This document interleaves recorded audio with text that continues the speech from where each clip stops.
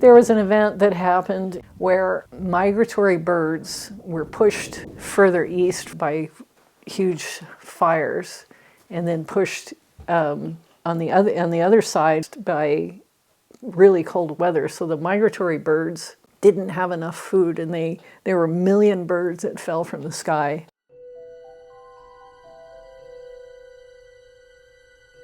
So that eventually led to the work about 66 birds, 3 degrees, which is based on a National Audubon study, which predicts what will happen to the bird species in your area at 1.5, 2, and 3 degrees warming. And that was very upsetting to me, looking at what birds may not be here if that actually comes true. And so I decided to do work around it.